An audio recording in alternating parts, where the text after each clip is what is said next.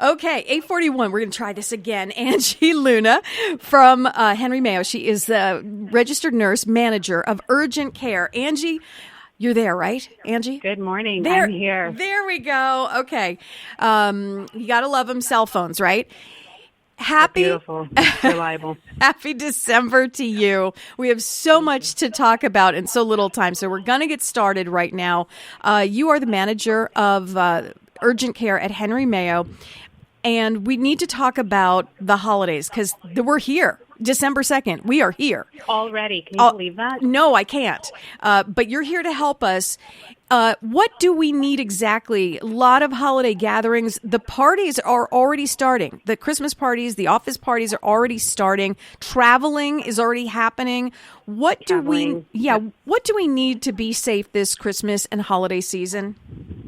So, yes, you're right. Holiday gatherings, they've already started. Thanksgiving just passed. And for many, it was the first time in like a year and a half since cooking for like really large groups, right? Oh, yeah. So now we need to just make sure that we do so carefully, and we do that all that we can to prevent like foodborne illnesses, especially since oftentimes food's left out standing for long periods of time. So a couple things to bear in mind, guys. Obvious hand washing. First line of defense, right? I think by now it's all ingrained in our brains. It is. Wash those hands. I think it is, and I have on my iWatch that I even have a timer. It times me and tells me. Really? Yes, and it detects when I'm washing my hands, and it doesn't let you stop until 20 seconds have passed. Well, that's impressive. I've not seen that.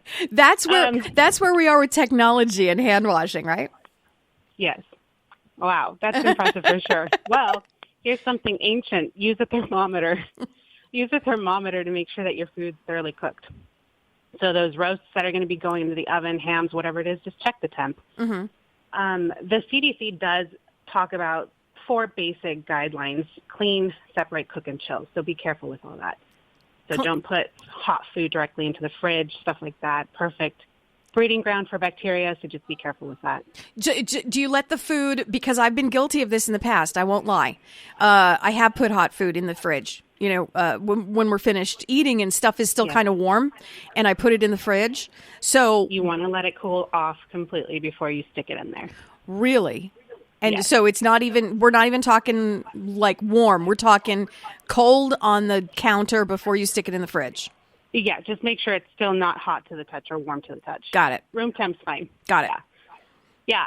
So, I mean, if you observe all these things, you'll be able to sort of avoid what we want to avoid, which is essentially food poisoning, right? But if you start getting some of these symptoms, just get checked out. Some of the symptoms of food poisoning: upset stomach cramps. You might feel a little nauseous, some vomiting, a little diarrhea, maybe even some fever. So if that all sets in, stop sharing drinks and don't get too, just make sure you continue to wash your hands, and then head over to your urgent care, and then we can take a look and see what's going on. Excellent. Now, traveling.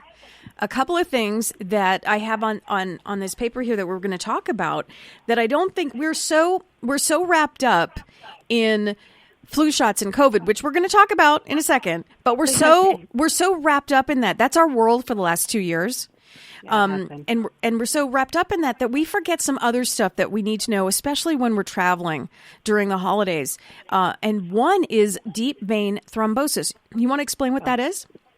Yeah, so deep vein thrombosis is something that can happen when you are sitting or immobile, really, for prolonged periods of time, where blood tends to pool, there's lack of circulation, and then sometimes blood clots can form, usually in the lower leg. And sometimes we're not aware of that, and it can happen. So we need to be mindful of those things. So just a reminder for everyone, all of our holiday travelers out there, long distances, whether it be by car or plane, it's important to stretch and move those legs. So avoid those prolonged periods of immobility that I mentioned, and really just get up and move every 2 hours. Just like you have that timer that reminds you to wash your hands, put something on your smartwatch that tells you to get up and move every 2 hours, okay, so that we can get some of that circulation going. Even if it's just up and down the aisles on the plane? Exactly. That's exactly what I do when I'm on a flight. get up and move, just flex. And sometimes if I don't get up and move, I sit there and I flex my calves because that aids circulation as well. Those calf muscles can pump blood if you do like a flexing motion with your feet. So you can definitely do something like that. Excellent tip. Now on to flu, COVID. What do we need to know going in? We're dealing with a brand new, just this week, we're hearing of this brand new variant. Here we go again. Got a cool name this time. Finally, right? So what do we need to know about why are flu shots so important in addition to your COVID vaccine? So let me just quickly brush up on this COVID topic here. So yes, we do have variants, right? And we'll continue to probably see different mutations and variants arise. That's not new. We don't know too much about this particular new one, so we'll learn as time goes by. But that being said, if you've already been fully vaccinated with your completed series and it's been 6 months since, you are definitely ready to get your booster shot.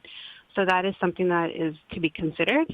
It will help increase your immune response. So people out there 12 years and older can start getting that now, and it happens to be available from all the makers. So if you haven't gotten a booster shot yet and it's within that right time period, you can head over to vaccines.gov and check out where you can get one. Okay, so just make that a priority for sure. Mm-hmm. So flu shots, though, you're right. We're entering that season. It's always best to be vaccinated before flu begins spreading in our community.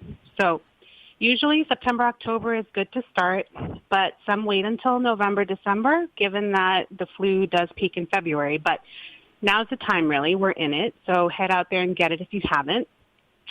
They are available for kids 6 months and older, and then there's a high dose to protect those a little bit more vulnerable, 65 years and older, that are at risk for slightly higher complications if they do get influenza. So it's important to get this in addition to your COVID vaccine, so let's not forget about that. How can you tell the difference between the two? Or can't you? Is there anything that sticks out where you go, oh, this is flu, or this might be COVID? Is there any huge difference? Because I see a lot of similarities. You got the fevers, you got the, you feel kind of fluish with COVID. Yes, so you do. You do feel run down. I think, yes, there are a couple of different ones that do stand out. Usually with the flu, you don't necessarily get diarrhea. Diarrhea does tend to be associated with COVID, not in every case, of course. But really what's going to be important is testing. So testing is going to be something that is going to be of importance here to determine the two. And it's always been important. Testing has always been on the top of the COVID list. Yes, for sure. Especially with traveling, there's going to be a lot of COVID testing being done. Do you have an uptick in patients during the holidays at the urgent care at Henry Mayo? Yes, we are seeing a lot for both of those reasons we just touched on. For the actual travel, because it is a requirement, right? People are coming in to get those tests, so we are available to provide that for you as well. But also, yes, because of the gatherings, particularly after this Thanksgiving holiday that we had, we started seeing an influx already. Yeah. Angie Luna, registered nurse, manager of urgent care at Henry Mayo. Thank you so much for giving us the rundown on what we need to know.